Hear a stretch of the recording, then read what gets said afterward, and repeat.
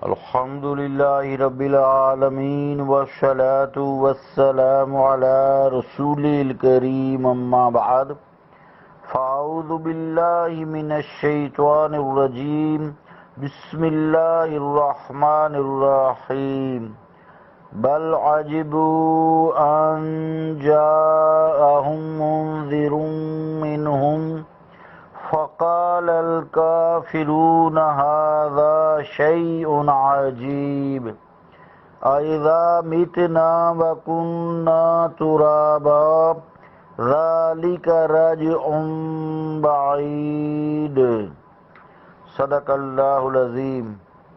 واجب الاحترام سامعین، السلام علیکم ورحمۃ اللہ وبرکاتہ۔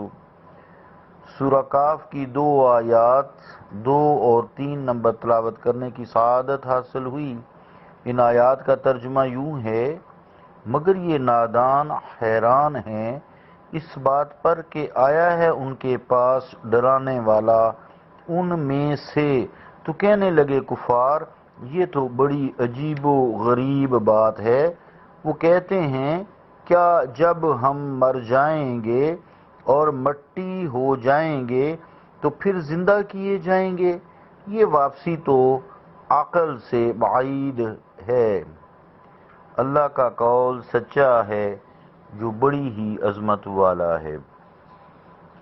عزیزان گرامی قدر، السلام علیکم ورحمۃ اللہ وبرکاتہ۔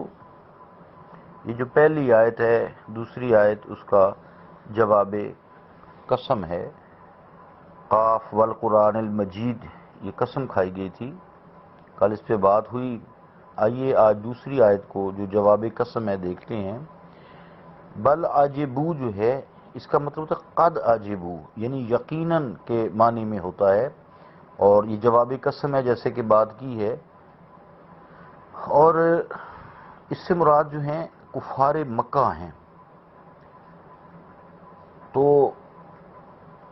والقرآن المجید لقد صدق الرسول، یعنی کفار نے اس کا انکار کیا، بلکہ وہ تو متعجب ہوئے۔ متعجب کس بات سے ہوئے؟ اس بات سے ہوئے کہ انہی میں سے ایک ڈرانے والا یعنی رسول کریم صلی اللہ علیہ وآلہ وسلم تشریف لائے ہیں۔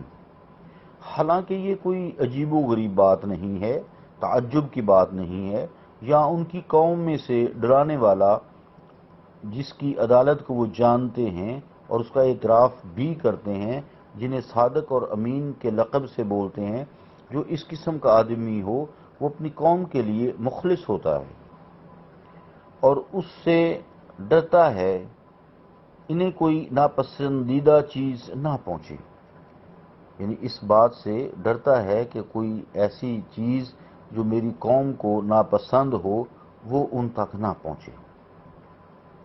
پھر جب اسے علم ہو کہ ایک خوفناک امر انہیں اپنی لپیٹ میں لینے والا ہے، تو اس پر یہ لازم ہے کہ وہ انہیں خبردار کرے کہ بھئی مصیبت آنے والی ہے۔ تو وہ اس سے کیوں خبردار نہیں کرے گا؟ یقیناً ہم قوم، ہم علاقہ، اپنا عزیز، یہ سب ہمدرد ہوتا ہے۔ خوشخبریاں بھی سنانے والے ہوتے ہیں اور ڈر سنانے والے بھی ہوتے ہیں، تاکہ ان کی قوم میں امن و سکون ہو۔ اور پھر ایسا خوف قیامت کا، جہنم کا انتہائی خوفناک ہے، اس سے آپ صلی اللہ علیہ وآلہ وسلم انہیں ڈراتے ہیں۔ یہی بات حضور کریم صلی اللہ تعالی علیہ وآلہ وسلم نے اس وقت کہی تھی جس سے کفار پریشان ہو گئے اور غصے سے، غیظ و غضب سے لال پیلے ہو گئے۔ جب قریش کے تمام خاندان اکٹھے ہوئے تھے کہ مجھے بتاؤ، اگر میں تمہیں یہ خبر دوں اس وادی سے ایک لشکر نکلے گا جو تم پر حملہ کر دے گا، کیا تم میری تصدیق کرو گے؟ سب نے کہا، ہاں ہم آپ کی تصدیق کریں گے، ہم نے آپ کے بارے میں سچ کا ہی تجربہ کیا ہے۔ تو حضور علیہ الصلوۃ والسلام نے انہیں فرمایا، میں آنے والے سخت عذاب سے تمہیں ڈراتا ہوں۔ یہ حدیث پاک متفقن علیہ ہے، یعنی بخاری اور مسلم دونوں نے اس کو بیان کیا ہے۔ اور حضرت عباس رضی اللہ تعالی عنہما سے مروی ہے، صحیح مسلم باب بیان ام مات علی الکفر فہو فی النار، جلد 1 صفحہ 114 قدیمی۔ آگے جو تعجب کی بات ہے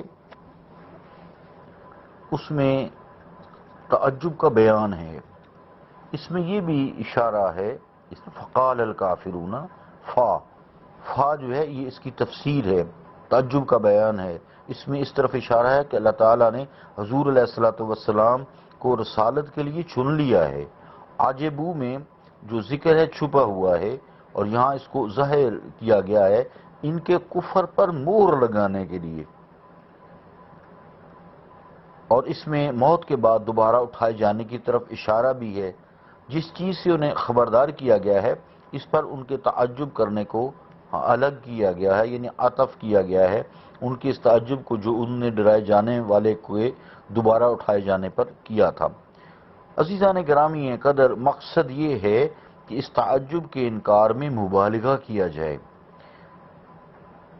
کیونکہ وہ یہ جانتے تھے کہ اللہ تعالیٰ آسمان، زمین اور جو کچھ ان کے درمیان ہے ان کو پیدا کرنے پر قادر ہے، اور اس بات کا اقرار بھی کرتے تھے۔ کفار مکہ کی بات کر رہا ہوں، اس بات پر بھی وہ اقرار کرتے تھے، مانتے تھے کہ پہلی دفعہ اللہ تعالیٰ نے پیدا کیا ہے، اب انہیں دوبارہ اٹھایا جانا ہے، تو اس کا انکار کرتے تھے کہ انہوں نے دوبارہ اٹھائے جانے کا انکار کر دیا۔ یعنی یہاں تک وہ اقرار کرتے تھے کہ پہلی دفعہ اللہ تعالیٰ نے پیدا کیا ہے، لیکن وہ یہ نہیں مانتے تھے کہ اللہ تعالیٰ انہیں دوبارہ اٹھانے پر قادر ہے۔ اس بات کا وہ انکار کرتے تھے کہ ہم دوبارہ نہیں اٹھائے جائیں گے، بس یہی دنیا کی زندگی ہے، اسی میں جو انسان نے اپنی بہتری کرنی ہے، اپنے کو آرام دہ بنانا ہے بنا لیں، آخرت کی کوئی زندگی نہیں ہے، کوئی حساب کتاب نہیں ہے، یعنی روز جزا کا وہ انکار کرتے تھے، اور اس کا انکار کرتے تھے کہ ہم یہ ممکن ہی نہیں ہے، ہماری عقل میں یہ بات سماتی نہیں ہے کہ مرنے کے بعد بھی ہم زندہ کیے جائیں گے۔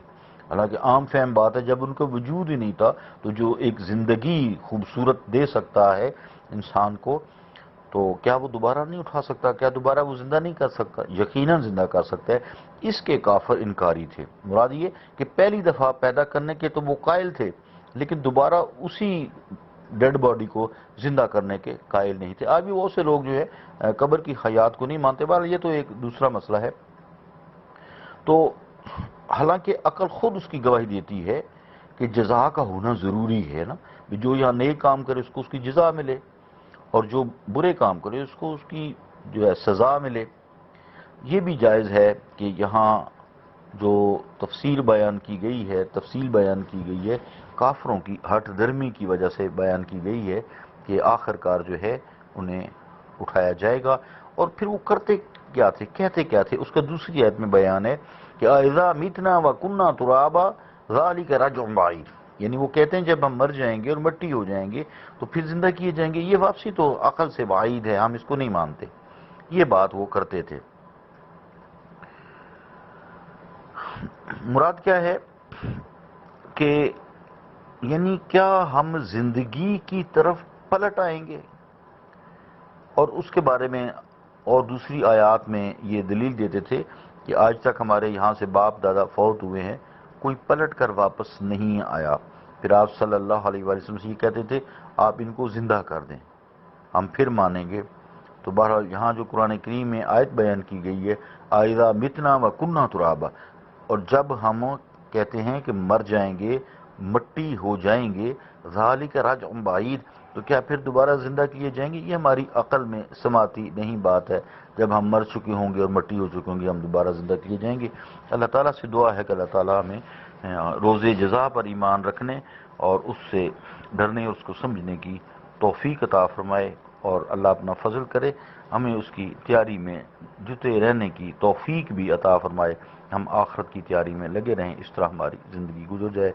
صلی اللہ تعالی علی رسول خیر خلقہ محمد وعلی آلہ واصحابہ اجمعین برحمتک یا ارحم الراحمین۔